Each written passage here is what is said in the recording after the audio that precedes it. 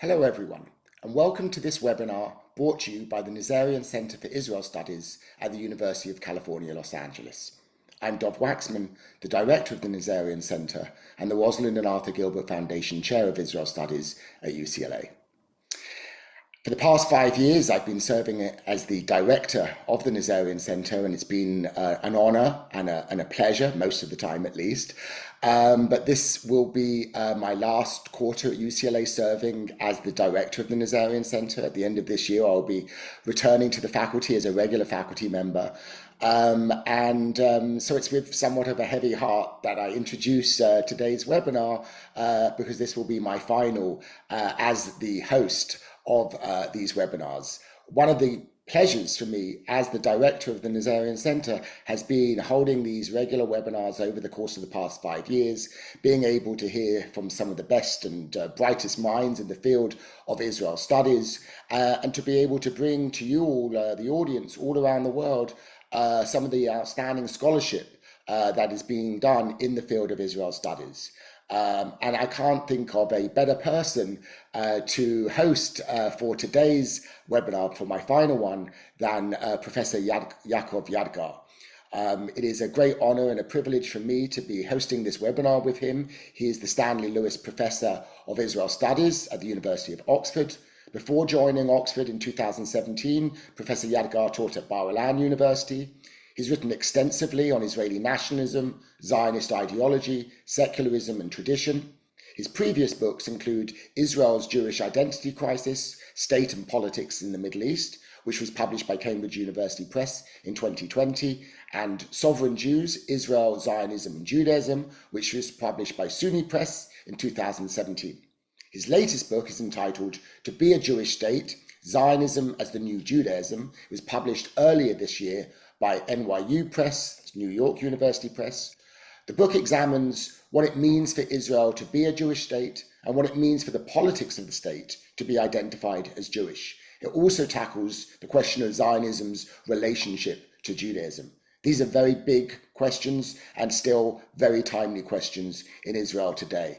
And I think nobody has been able to address these big questions in a more thoughtful, nuanced manner than Professor Yaacov Yadgar. So I'm glad to welcome him. He will talk about his book for around 40 to 45 minutes. During that time, I want to encourage you all to send in your questions. We'll have plenty of time for a Q&A at the end.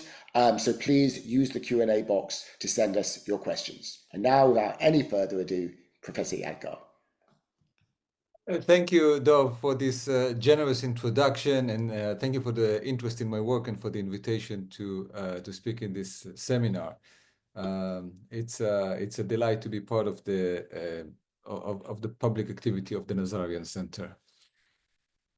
So allow me to open with a few general comments on the tension that is entailed in the study of Israel, and I would say of any local case study for that matter. It's a tension that defines a lot of what we do in this field of area studies. So my book is centered around a series of interrelated questions, such as what does it mean for Israel to be a Jewish state? What is Zionism's relation to Judaism, as Dov said?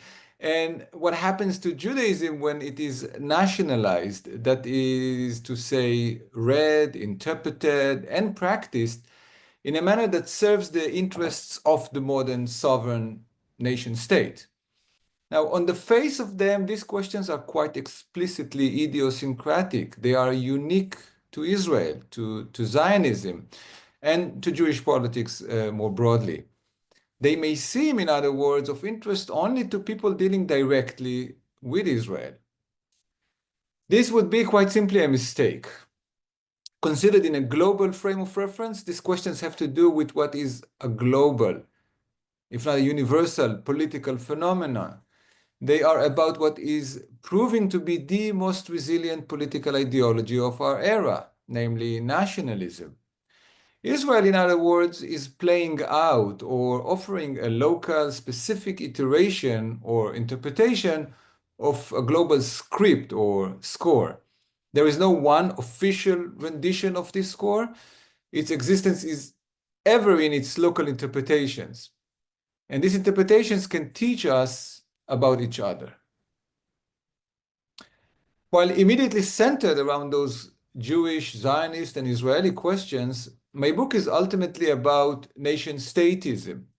Specifically, it is about the theopolitics of the modern sovereign nation-state and the way in which this theopolitics renders the nation-state, its interests and preferences, its hierarchies and prejudices, its injustices and its misdeeds, a natural feature of our lives.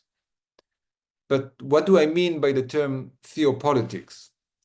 As William Kavanagh explains, the term is aimed at stressing that far from being secular institutions and processes, the sovereign nation state and other modern constructs are ways of imagining that organize bodies around stories of human nature and human destiny, which have deep theological analogies. In other words, supposedly secular political theory is really theology in disguise, Kavanagh's phrase. The encounter between this theology in disguise and the traditions that preceded it, built as they are on an explicit theology, is at the center of my book. More specifically, a core element of this theopolitics is the story of salvation and redemption that the state tells us about itself. This story is what we usually refer to as the soteriology of the state. It is captured in a foundational political myth of the state as savior. This story, in turn, is the basis of the modern concept of sovereignty. This soteriology is expressed by political symbols, myths, and rituals that imagine the nation and constitutes its traditions.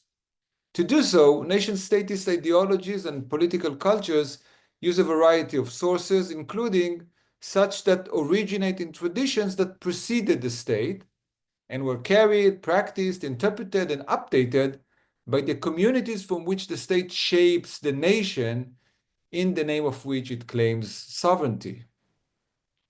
The process of nationalizing these traditions is not always smooth, as the traditions might not be attentive to the needs or the views of the sovereign nation state. Sometimes they contradict its theopolitics or forcefully negate what for the state must be beyond doubt. The question at hand then has to do with the ways in which the new traditions of the state cope with or handle older traditions that have preceded it and continue to live alongside it for the most part. Most specifically, we focus here tonight or this morning, depending where you are in the world, exactly on those cases where the nation-statist soteriology conflicts with narratives, symbols, and memories which are carried by tradition that mark the opposite of salvation and redemption, commemorating, that is, collective defeat, catastrophe, and exile. As my book discusses in detail, the Zionist bedrock of the Israeli political culture has been preoccupied with breaking away from what Zionism has viewed as exilic, defeatist Jewish history. It sought a rebirth of a new Zionist man, and ultimately a new national identity, and even in the more extreme renditions of erasure, of a new nation altogether, separated and distinguished from the old Jewish one. But the state still claims to be a Jewish state, and the nation in the name of which, it claims sovereignty, is the Jewish, not Israeli nation. Moreover, the statist ideology has appropriated a long list of traditional theological elements and offered them as the bedrock of its politics. The confrontational, selective appropriation or nationalization of the Jewish past and of foundational Jewish or Judaic elements by the nation-statist theopolitics necessarily yields an obvious tension. This process of nationalization can never fully rewrite history and tradition, and certain elements of this, elements that can contradict important foundations of the nation-statist theopolitics, remain viable and influential. In the remainder of my talk today, I will discuss this tension through a retracing of the evolving Zionist and Israeli engagement with and reinterpretation of what we may call the symbolic centers of the catastrophe of the destruction of Jerusalem and the end of Jewish or Judean self-rule in ancient times. That is the city of Jerusalem, the Western Wall and its absent referent, the Temple, and the 9th of Av rituals commemorating the destruction of the city and its temple. The traditional rendering of these sites of memory broadcast a message of defeat and punishment by the hand of God that contradicts the nation-statist claim to redemption by way of theopolitics and has the potential to undermine it.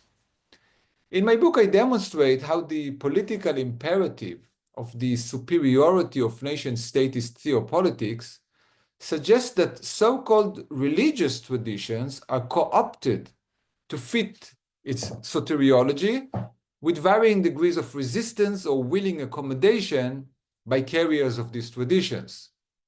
This co-opting may result in either the depoliticization of what the statist view would see as religion and the theologizing of the state's own civic and secular holidays. Let us consider then the ways in which Zionism has negotiated the tension entailed in its appropriation of Jewish mnemonic sites commemorating the defeat and politico-theological catastrophe of the destruction of Jerusalem and its temple, the end of Jewish self-rule, and the onset of exile in antiquity. The message traditionally propagated by these sites of memory, a story of sin, divine punishment, catastrophe, and a hoped-for eschatology of ultimate redemption, directly contradicts some of the most foundational elements of Zionist nationalism and the political mythology of Israeli nation-statism. To put in summary a point I make more expensively in the book, Zionism narrates a soteriology where the calamity of national exile, meaning primarily the political state of lacking sovereignty, this calamity is to be redeemed by national ingathering under the sovereignty of the nation-state. It is this soteriology that renders Zionism a messianic and redemptive ideology in itself. Now, this soteriology identifies religion with exile, depicting Judaism, as in Jewish religion, as a collective pathology of passivity and deprivation. Redemption is to be achieved by a release from this religious bond. It is important to note that Zionism freely and constantly employs all of these clearly theological terms: exile, ingathering of exile, redemption, and even messianism. Zionism's secular political language is evidently rooted in religious terminologies and ways of thinking. This message, in effect, the replacing of religion by nation-statism and of God by the state, is commonly held to be the core of the Zionist so-called secularization of Judaism. But given the heavily theological language of this political ideology of the state, it is hard to see the merit of this secularist terminology here. Much of the tension at hand is captured symbolically in a common and highly charged political discursive convention of referring to the state of Israel as Bait Shelishi, literally meaning third home or house. Thus, to give just a couple of anecdotal but not unrepresentative examples, in David Ben-Gurion's celebration of European Jewry's contribution to, and I quote, glorious construction of Habayit HaShelishi, end of quote. And fast forward several decades to the future, in Ari Shavitz's recent polemic advocating a reaffirmation of Ben-Gurion's statism, which Shavitz simply titled Bait Shelishi. This Hebrew term can be, and most commonly is, read to mean that the Israeli nation state is the embodiment of the third temple, which is the common Jewish or Judaic figurative meaning of Beit Shelishi. Moreover, the literal meaning of the term, which is, it might be argued, less religiously pregnant, is not without a politico-theological charge of itself.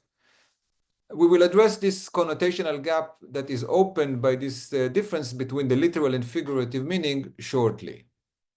At this point, suffices to say that common Israeli Hebrew political discourse, on its often unacknowledged theological Jewish roots, allows, if not encourages, a reading of this term to mean that the modern nation state of Israel is the embodiment of a resurrected temple that has for centuries symbolized Jewish collective life under divine providence. The symbolism at play takes Zionism theopolitics by its horns. It speaks directly of the Zionist sense of the state of Israel being the reestablishment of what is traditionally seen as a divinely ordained providential polity. This symbolism charges the political body with a sense of sacredness that is reserved in the secularist nationalist terminology for the religious. That is the non-political, the messianic, the metaphysical, if not out the irrational realm. It is clear enough why a political national movement would seek to appropriate such a foundational element of the collective memory that preceded it. This politico-theological symbolism renders the existence of the State of Israel the fulfillment of the millennia-long expression of yearning of the Jewish people, in effect making Jewish history as a whole Zionist, and the State of Israel the culmination of Jewish history itself. But it is interesting to note some of the maybe unintended consequences of this likening of the political, modern, this worldly organization to the ancient Judean political body, which Josephus famously termed a theocracy.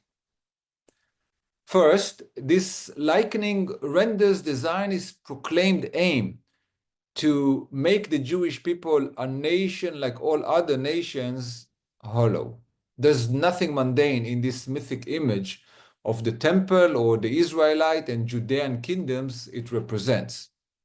On the contrary, the rebuilding of the temple is assumed by various Jewish traditions to be the result of a messianic revelation and eschatology in the very most basic sense of the term.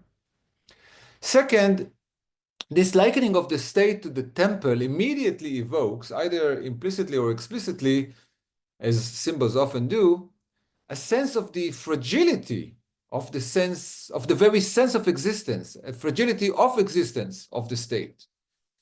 If anything, even if looked at solely secularly and historically, the fact that the two predecessors, that is, Beit Rishon and Beit Sheni, the first and second temples and their associated Israelite and Judean kingdoms, were ultimately destroyed, looms large. Moreover, if considered in the framework of the traditional narration of the destruction of the temple, captured most fully in the 9th of Av mourning rituals, the likening of the state to Beit Shelishi also evokes the covenantal and hence conditional nature of this existence. In the biblical narration, the condition has to do with the Israelites upholding of the covenant with God. In some rabbinical interpretations, a further stress is also put on avoiding internal strife, or sinat chinam in Hebrew. Modern iterations play a rather free hand when suggesting their conditionals. It is not uncommon for Israeli commentators to warn that failure to attend to this or that political matter would ultimately bring about the destruction of Beit Shelishi. One can easily come about countless references in social media, discussion groups, and news sites to Beit Shelishi, all referring to matters of political contestation in contemporary Israel, most protesting and warning against what they view as the oncoming of disaster. Thus, to give one example, one bestseller historian, this time speaking for liberal, democratic, and secular Israeliness, concerned with certain political developments, wonders in a recently published articles, and I quote, "Can Judaism survive the destruction of the Third Temple, the prosperous Israeli democracy, this time by the Jews themselves?" End of quote. Going on to compare this potential third destruction to those that preceded it, the historian turned prophet offers a warning, and I quote him in a bit of a length. As we approach Tisha B'Av of 5783 or 2023, last year, I hope that all the questions I have posed here will remain purely theoretical.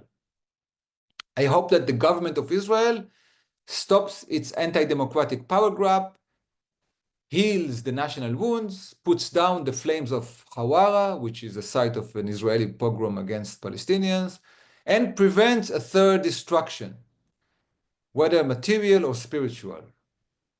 And if the government of Israel carries on with its dangerous policies, then it is the duty of all Jews, wherever they live, to resist this government in every non-violent way we know. To do so, it is important that we realize what is happening right now in Israel is not a fleeting political struggle, but a decisive historical event that will shape Jewish history for generations to come.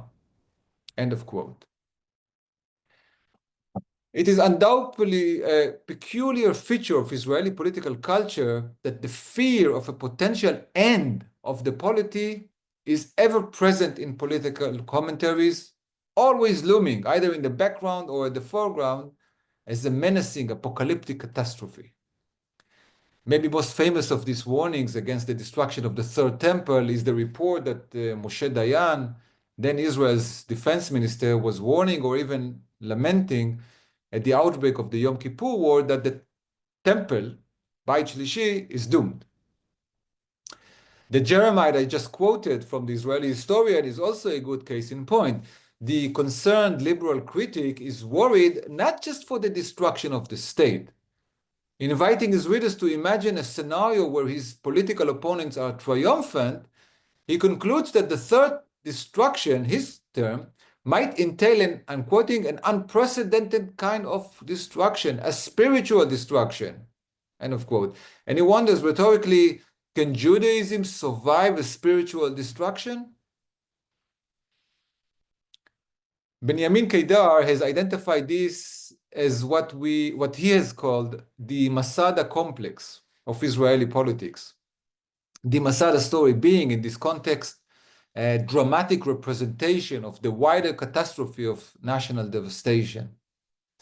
And as Kedar notes, the framing of this worldly politics in such a mythical, eschatological framework necessarily yields a problematic decision-making process, to say the least.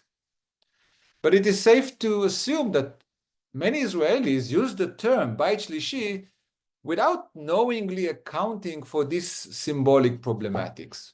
Myths generally allow us a layered approach to their narration, and an implicit message may not only add to, but also contradict the explicit message of the story.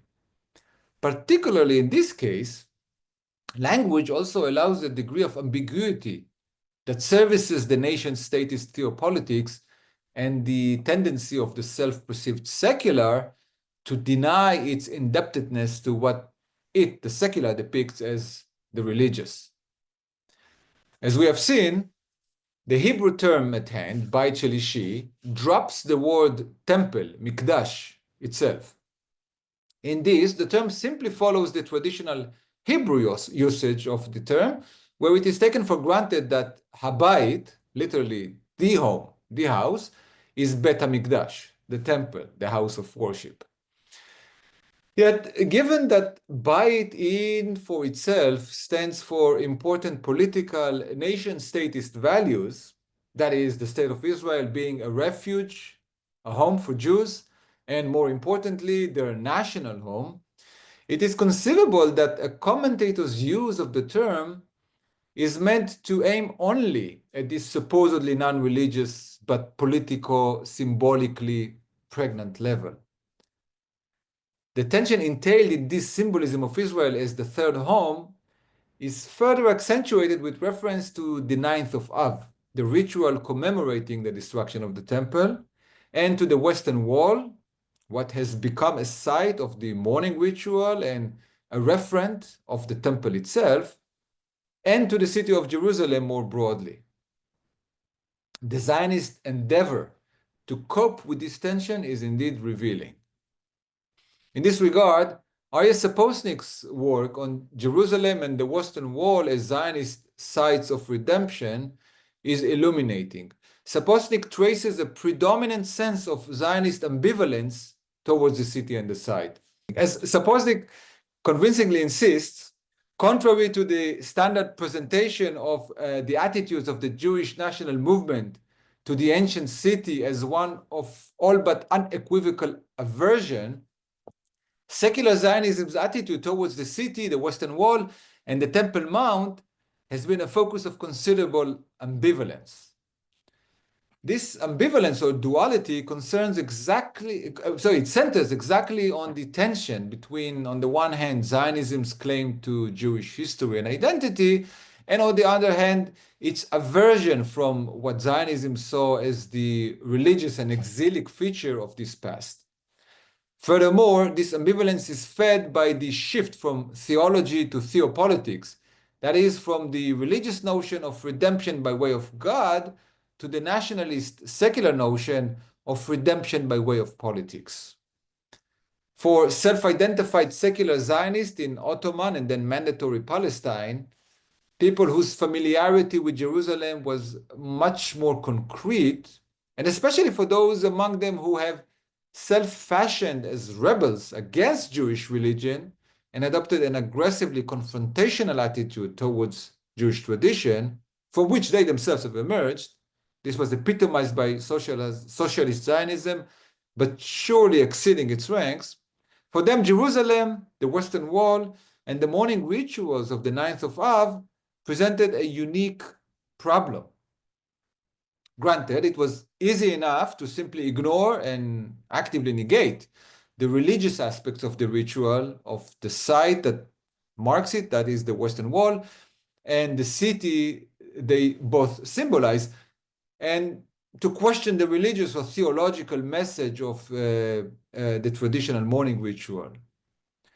But the political message entailed by the site, by the ritual and the symbol, a message of decrying exile and the loss of self-rule, this message corresponded positively with certain premises of Zionist ideology, especially in the pre-state era.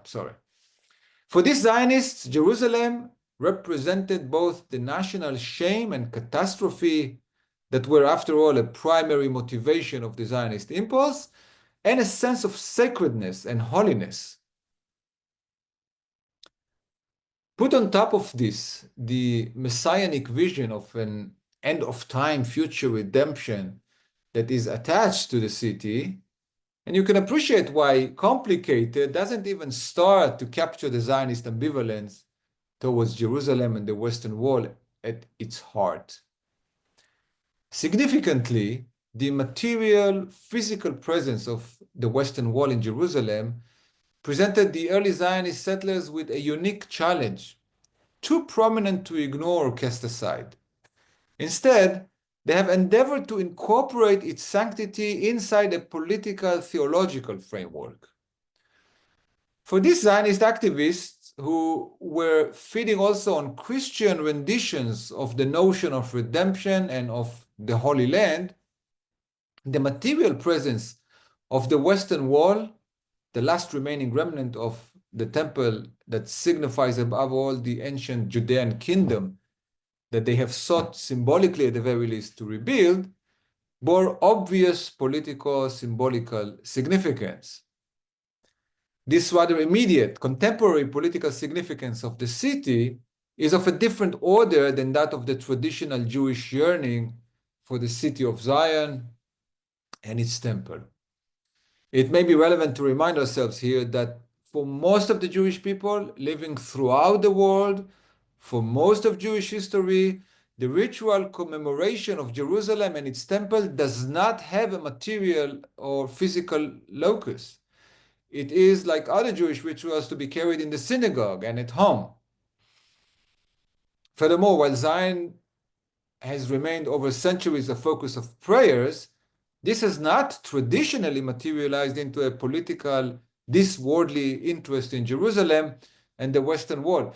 Indeed, as Saposnik himself shows, it was primarily due to non and often anti-Jewish Orientalist interests in Palestine that the Western world came to have a greater presence in both Jewish and non-Jewish discourse and imagery. This might help to explain why the Zionist appropriation of the Western wall into a nationalist ethos was approached with some reservation in the diaspora. In any event, this tension between the material and the symbolic, mythical, and between the theological and the theopolitical is the context in which to account for the Zionist ambivalence towards the site. Zionism did not simply do away with the Western world's theological, redemptive, or messianic charge, but strove to appropriate it, transforming the wall from a center of reviled exile in the very heart of the land of would-be redemption, and hence reclaiming it from the clutches of what to many Zionists was the gravest of national desecration, and elevating it to the centerpiece of a new national sacrality and nationhood re-sanctified, as Saposnik puts it. In this context of the subsuming of traditional theology by the emerging political theology, the fusion of the religious with the political, the sacred and the profane in Jerusalem's history is highlighted. And it is in this context that Jerusalem emerges as a critical site of Zionism's attempt to appropriate political power and to redefine or nationalize the sources of holiness and the visions of redemption that they entailed, and to claim authority over them.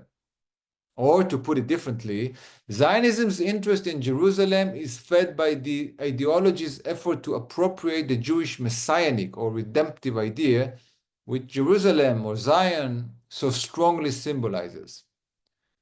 As Saposnik summarizes the point, fundamentally, Zionism's Jerusalem's, in the plural, both when it set its sight on the city and when it sometimes willingly neglected it, were invariably a part of efforts to reconfigure and lay claim to a vision of redemption that were so closely associated with it. End of quote.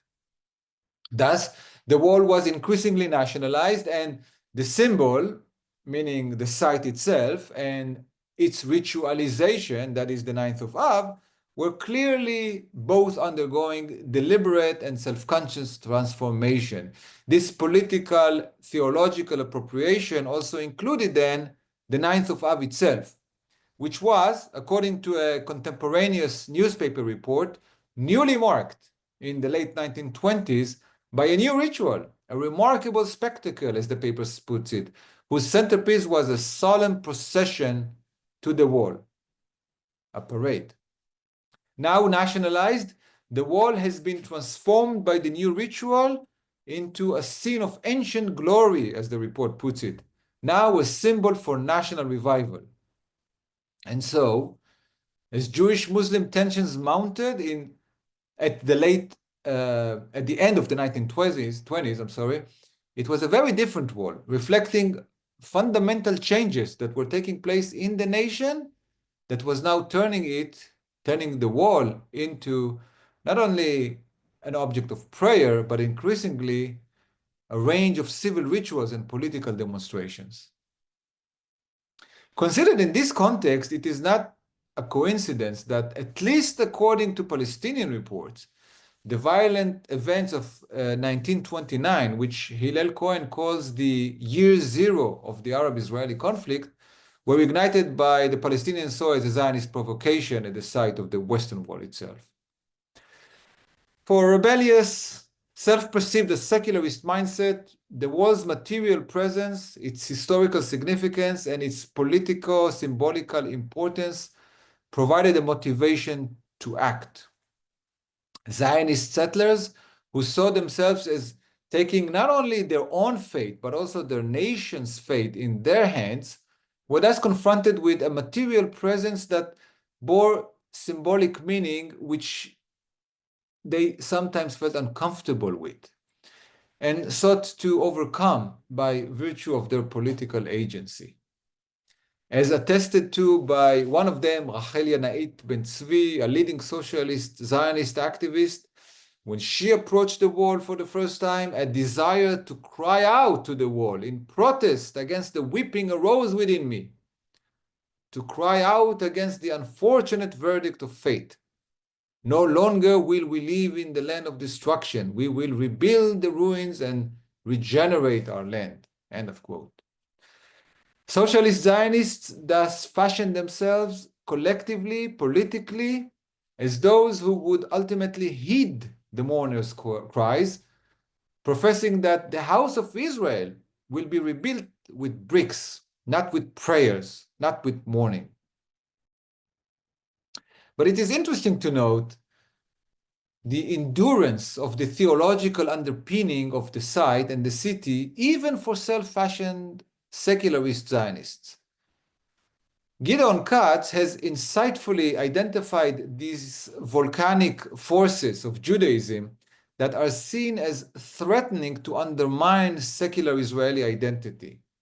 Saposnik similarly sees in the Zionist appropriation of the Western Wall the eruption of what he calls the subterranean apocalyptic energy that Gershom Scholem identified in the Hebrew language itself. The symbolism of the wall seemed to become increasingly compelling for Zionism in Palestine generally, and for the ways in which the budding national life in the Yeshuv was now presented to Jews abroad. End of quote.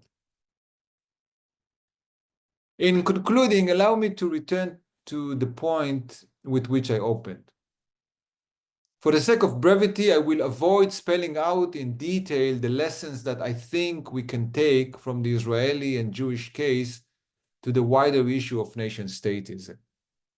I hope those of you who are intrigued will find their way to my detailed presentation of the argument in my book. Here, suffices to say that these lessons, I believe, can be guided by a Judaic or Jewish concern with the implications of the ambivalent appropriation of Jewish traditions by a political ideology.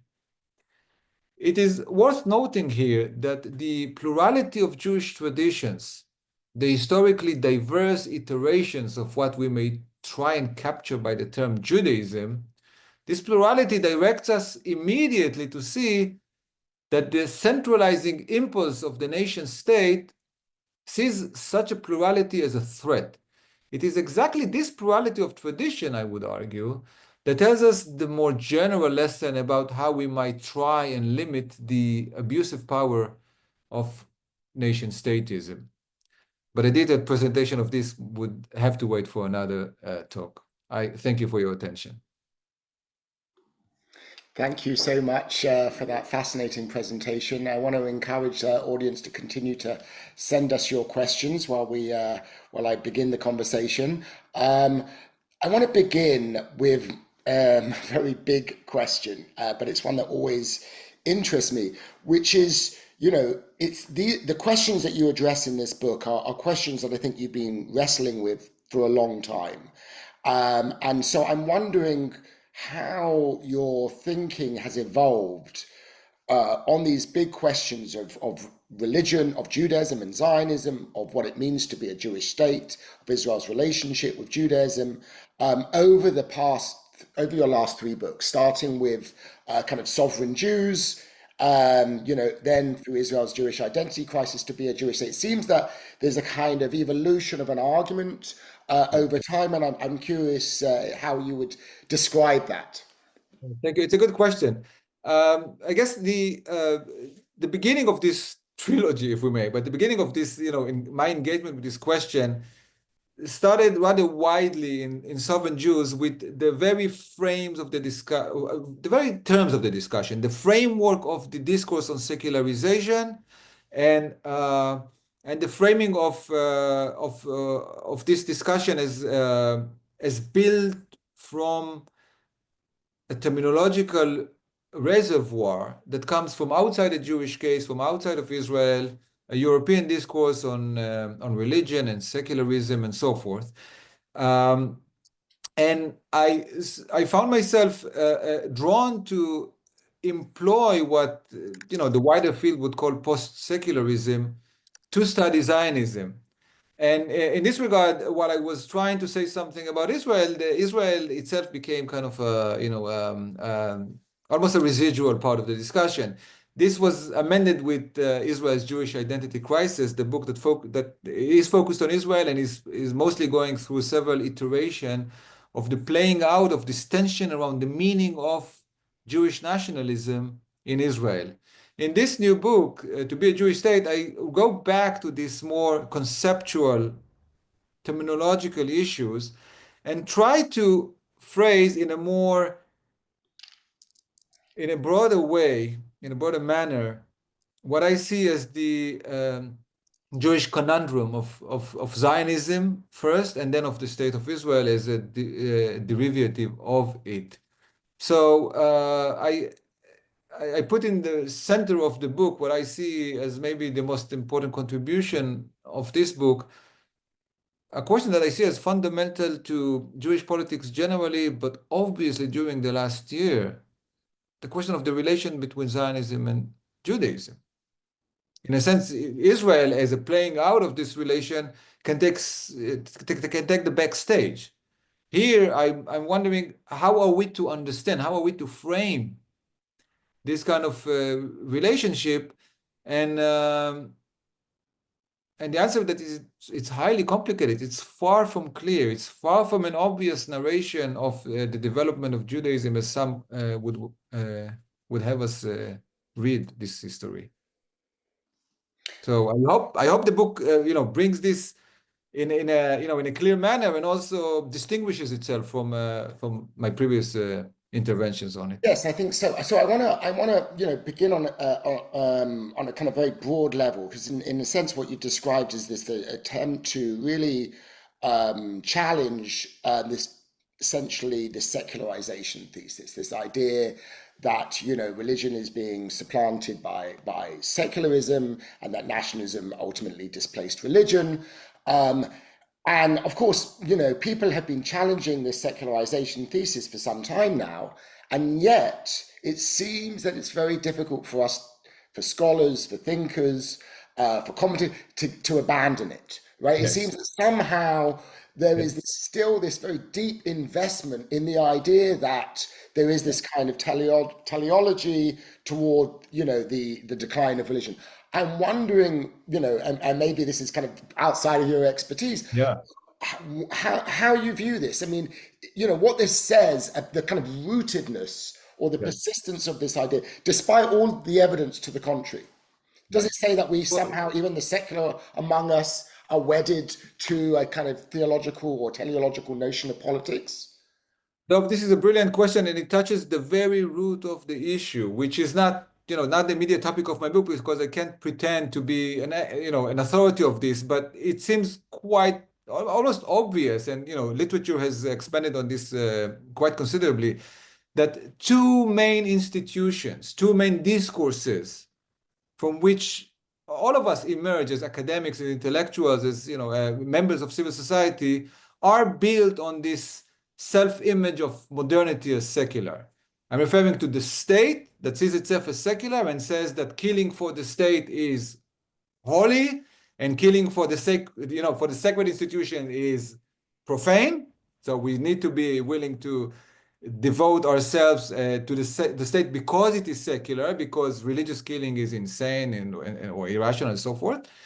That's one thing. So that would be the framework of basically the order of the world, of the nation states of the world. But more immediately relevant to the academic discourse, modern science is built on this secular premise. Modern science sees itself as emerging from, but separated from the religious roots that gave birth to universities in the first place, because it is secular. Listen, I'm sitting here in a very, a modern-looking room in Oxford, right? An institution that still bears the very strong religious connotations of it, as an institution for ordaining religious leadership. That also develops this very strong sense of secularism as essential part of the academic identity. It's a very tall order to try and release oneself from the self-image, because the implications can be devastating.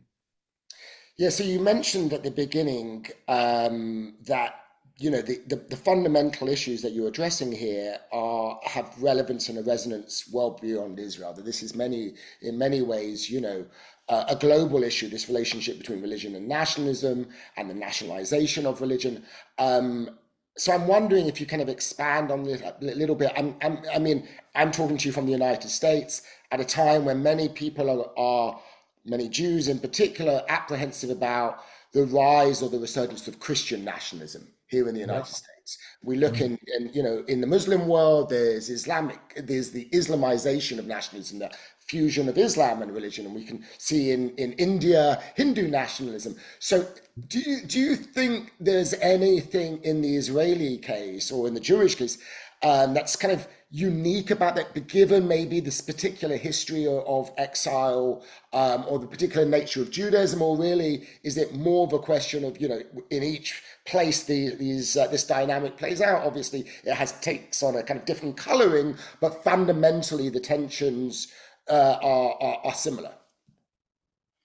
As I said at the beginning of my talk, I believe that what we are dealing with here is a universal script or score. But nationalism is tricky in this regard. Nationalism tells us the whole world is and should be ordered as a combination of nation states living side by side. So that's a universal message, but it always tells you that our nation is best. So it's ever particular. And there is no universal nationalism. There is no iteration of an Esperanto nationalism. It's always local. So the tension in studying nationalism is always there. Or if you wanted, to think about these questions differently, the question of religion and politics, of nationalism and politics, it ever takes a local character. The score is there, but it is playing out with different interpretations. The Israeli Zionist Jewish interpretation is obviously unique. No other state in the world claims to be speaking for Jewish identity. No other state in the world claims to be the Jewish nation state or the nation state of the Jews, whatever we want to refer to it. Yet, once we overcome this idiocy, and it comes with a baggage, the baggage of Jewish history, which is, the topic, what I was trying to stress, that Jewish history comes with its own, how would I say, toolkit that doesn't necessarily, with baggage, that doesn't necessarily fit rightly with the interest of the state, but the state still has to, the ideology still has to work with it or against it, but take it into consideration. Once we kind of zoom out a little bit, and this is a process that is not so easy, because when we zoom out, we sometimes lose the nuance. But once we zoom out, we can see the striking similarities of these past 2 or 3 decades, let's say the early 21st century, as an era of resurgent nationalism that comes hand in hand with re-emphasizing of the political theology of sovereignty. Now, this is not new. This is part of the DNA of the modern nation state. It has to do with how the state emerges out of what it calls the wars of religion, and how the state emerges out of confining the church in Europe to the non-public, the private, the irrational realm. But now, after a couple of decades at the end of the 20th century, where so many people were prophesizing the end of nationalism, the what was it? Globalization and NGOs were to end everything about, and business obviously, were to end anything about the nation. We are seeing a resurgence of it. And there is, well, there are obvious similarities between Hindu nationalism and Jewish nationalism and phenomena throughout Europe, the rise of a right-wing understanding of nationalism in Europe. And I wouldn't just, explain to you what's going on in America, but I can say that from our point of view here, I'm in England, and as an Israeli in England, I can say it seems very much to be playing a very familiar script. I wonder though, I mean, what about the argument that because Jews have lacked this kind of history of sovereignty, and like right, that Judaism itself, or the features of, or at least rabbinic Judaism, make it particularly kind of resistant to this process in a different way than, say, Christianity or Islam, where you have obviously, many centuries of kind of Christian rulers, of Muslim. So the relationship between religion and state has long been, although always in tension, but has long been something that Christian thinkers and theology has addressed in a way that Jewish tradition has not been forced to. And this is really confronting these questions, for the very first time. Moreover, obviously right, and moreover, Jewish tradition celebrated this state of lacking sovereignty as a divinely ordained reality. So embracing it is part of, I guess, in some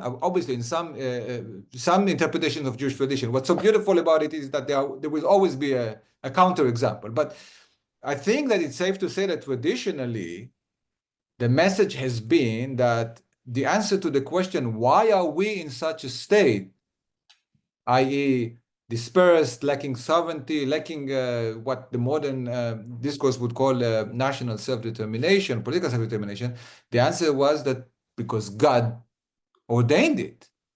And to work against it would be obviously, according to, again, this traditional interpretation, working against the will of God, which is blasphemous.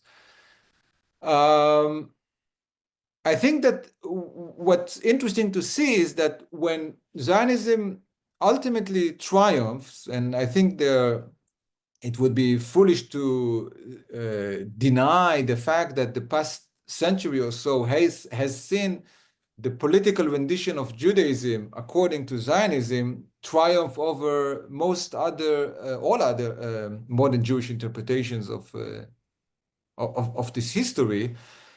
It leaves those people who identifies through the state and through its Judaism in a very precarious position.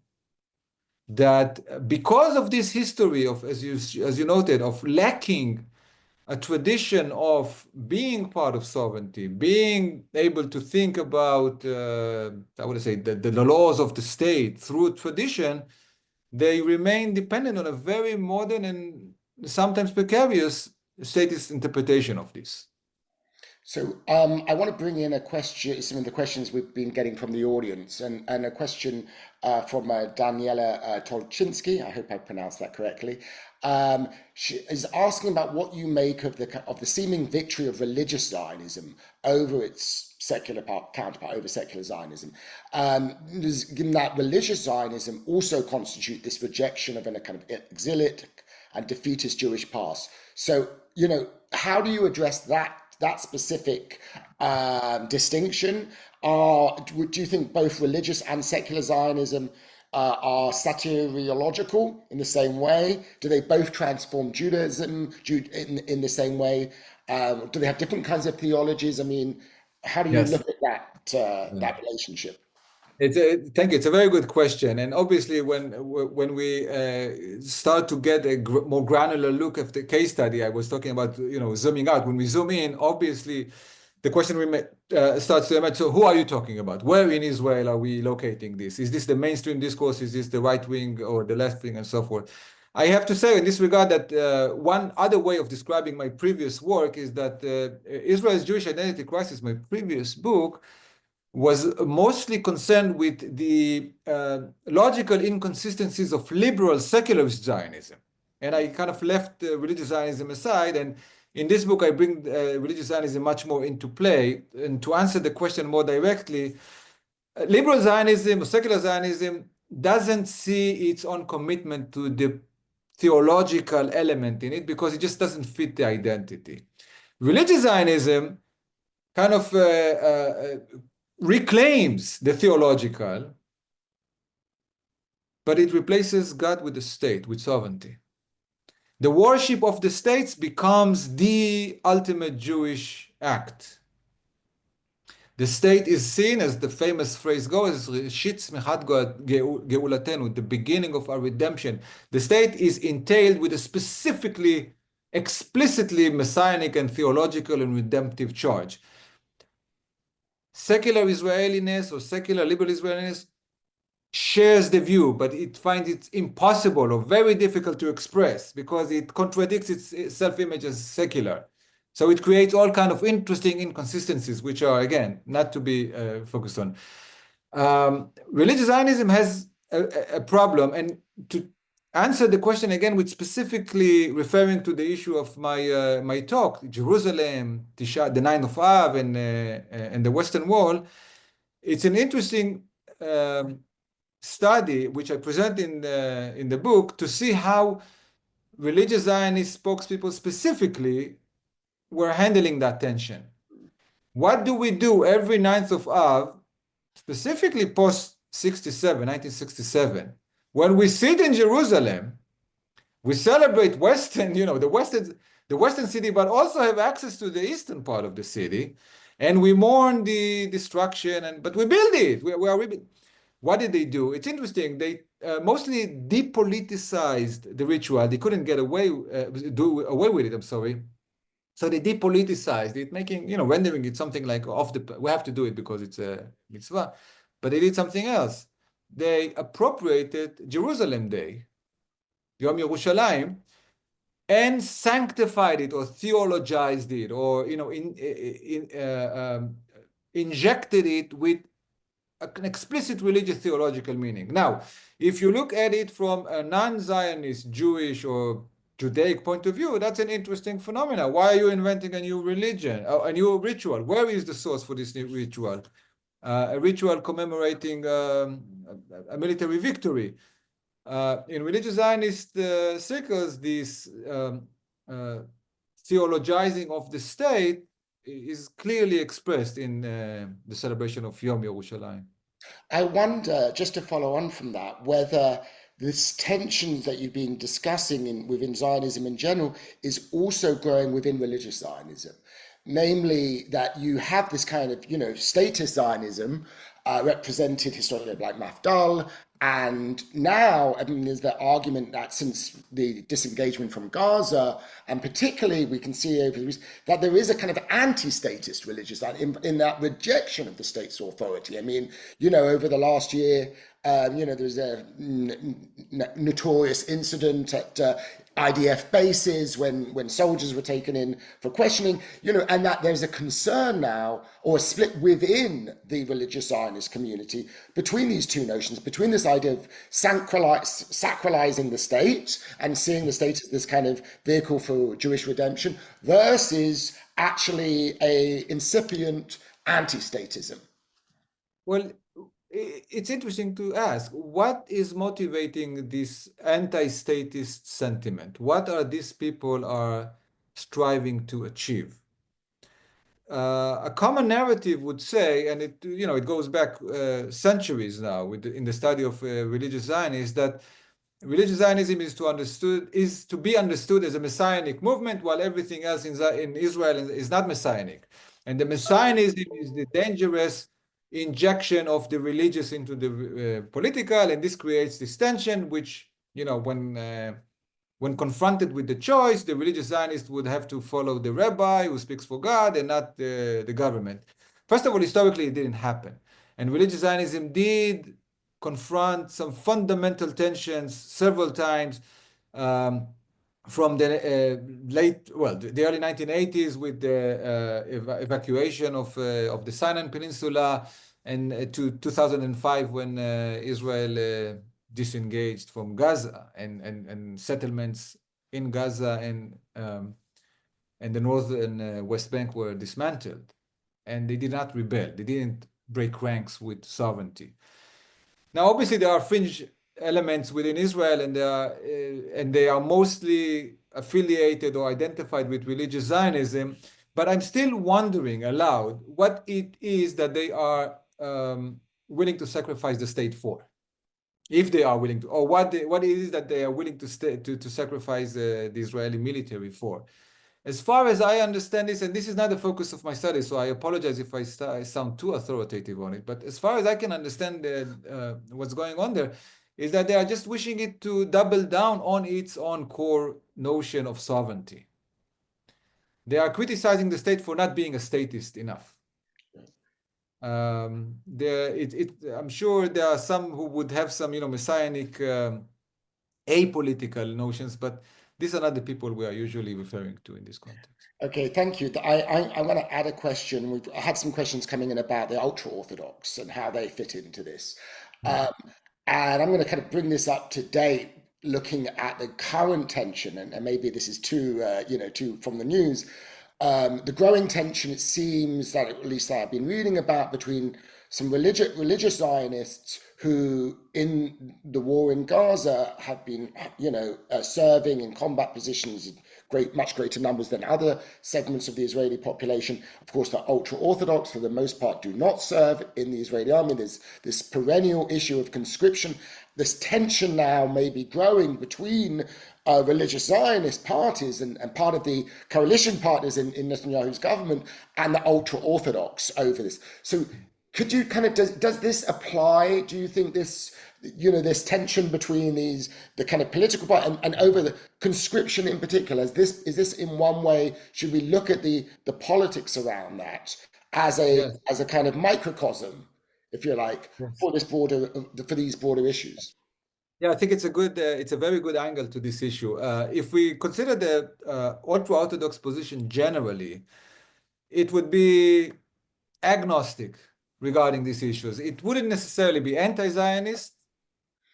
I guess, we often hear the anti-Zionist spokespeople among the ultra-Orthodox because they are, I guess, more photogenic and more attractive to the eye than other groups. But the vast majority of ultra-Orthodox Jews in Israel seem to have taken a position in which they do not subscribe to the Zionist ideology, they still uphold fundamental ideas or ideological affiliations which contradict this Zionist theologizing of the state.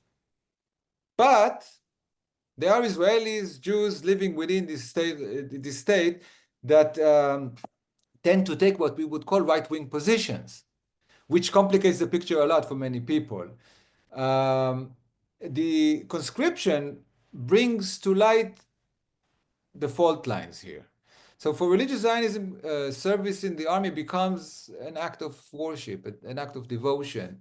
It's a sad fact that many of the soldiers that have fallen throughout this war the past year are disproportionately, if I'm not mistaken, coming from the religious Zionist camp. At the beginning of the war, right after the attack on Yom Simchat Torah, the 7th of October last year, there were explicit calls within the Orthodox community in Israel to reconsider their position outside of this Israeli mainstream by not serving. This has disappeared. This has gone completely because the issue re-emerged as what I would say a tension between the theological and the political-theological. It shows the fault lines that the ultra-Orthodox do not subscribe to the political theology of Zionism. They might be very naively willing to ride the back of this political theological tiger, thinking that they can, still control or at least have their own, niche within it. But that's a matter of their political misjudgment, I would say. It's clear that theologically the imperative still remains that you serve God, not the state. And we might gain a better understanding of this if we consider the reasons for this vehement opposition to service. This is not because, I mean, at least the official motivation, and which I believe is genuine, is not because it's a dangerous profession or it's a waste of time. It's because the military is seen as a corrupt institution. It's about the nature of the development of a person as a proper Jewish person. So I think that this is where we kind of see the ultra-Orthodox community forced to account for its relation to Zionism. So I want to ask you, and again, this is, maybe an extension of your argument. And you talked about the commemoration of the 9th of Av and how, that kind of Israel as a state has wrestled with this. And it seems to me that over the past 13 months, a new process of commemoration is taking place with regards to the Simchat Torah massacre, or October 7th.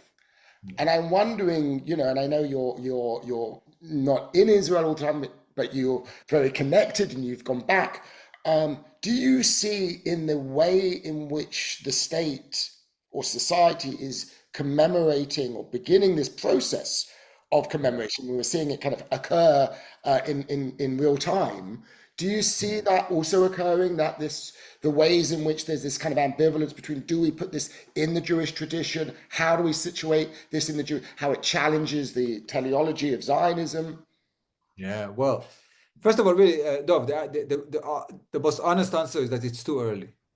It's just even for the most intimate observers, I would caution them against drawing large conclusions. Even the date of the commemoration has still been a matter of contestation. Now, not only is it too early, it is also a matter of political, partisan debating. The war is still ongoing. The kidnapped are still kidnapped. People are still dying daily on all sides of this war. And the political contestation within the state is ever growing while this is happening. And it naturally also includes questions of not just responsibility and accountability, but also the proper framing of it. I think an interesting way to start and think about the potential development of the answer would be just to consider how we call it, right? I mean, both of us kind of, dance around. What do we name it? I know that everybody says, October 7th, October 7th. It's not so Jewish, right? Right. Happened now, a Torah massacre. When we call it Simchat Torah, it's also true that for many of the people who were the immediate victims of this was largely meaningless. Right? Which tells you something about Israeli Jewishness. I would imagine that this issue, which it's not an issue, that this watershed moment, watershed year, would necessarily be viewed and constructed and reconstructed along the lines of the issues that I write on in the book. Let me put it just differently, just to explain what I mean. I received the comments on the manuscript from my editor, I think on October 5th, something like that. And I was working to amend it and send it back on October 8th or something like that. And when I sent it back, I wrote, it seems completely useless, completely irrelevant. Who has the capacity or the interest or the wherewithal to discuss these issues when the pain is so painful, and we knew immediately on that horrible day that bloodshed and horrific actions are now going to take place. Well, I was wrong, and it was just the immediate reaction. I think the more time progressed, and the more we've seen the development of the struggle within the Jewish world to come to terms not just with what happened and not just with Israel's reaction and not just with our position towards the plight of the Palestinians and now the Lebanese, also about what it means to be a Jew in the modern world. And the fact that, I'm speaking here to you from England and you're in the US, the fact that the European and the British and the American Jewry is going through a crisis of identity, at the center of which is Israel, is directly linked to these issues that the book deals with. It has to do with the question of how Zionism and Judaism relate. Absolutely. Well, I was going to ask you to talk about how these issues play out outside of Israel in the Jewish world. We only have a few minutes, and maybe that will be the subject for your next book in this series. I mean, because as you said, this isn't just an issue that is playing out within Israel. The kind of nationalization of Judaism is something that we see very much outside Israel in the Jewish diaspora. And so I think maybe, do we think of this as not just a question for Israelis to confront, but actually for Jews everywhere? No doubt, 100%. Now, again, this is not the topic of the book, and I don't want to sound like I've done my research on it, but I did write about it. I wrote an op-ed for the forward on it. Well, my point is that clearly we've seen a watershed being crossed in the US and in Europe, where young people no longer see Israel or the affiliation with Israel as a necessary part of the Jewish identity. Young people who are, or not just young, but Jewish people who explicitly, through an identity politics frame, say, as a Jewish person, I oppose Israel, and as a Jewish person, I take an anti-Zionist position. My point on this is that as long as this conversation remains focused on the state triumphs. It remains the center of modern Jewish identity, whether negatively or positively approached. The challenge for us, if I put myself in the collective of Jews living in the world today, the challenge for people carrying Jewish tradition in that exact period that we live in is to develop a viable Jewish position that accounts for the place of modern Israel, state of Israel and Zionism, this thriving state, in a way that doesn't confine Judaism to the statist imperative. It's a challenge. It's not obvious how we can do that. Well, I think that's an appropriate note to end on. We'll have to wait for your next book, maybe, to learn more about that. Thank you so much for sharing your insights with us today, and I want to thank our audience as well, and encourage you all to go out and buy the book. You can find the link on our website. Again, thank you, Professor Yadgar, so much, and I want to thank our audience. This recording will be available on our website, so please share it widely. It will also be on our YouTube channel, and I hope you'll join us again. Although I will not be the moderator, we will be having more webinars in the future, and hopefully you will all come then. So thank you and goodbye. Thank you.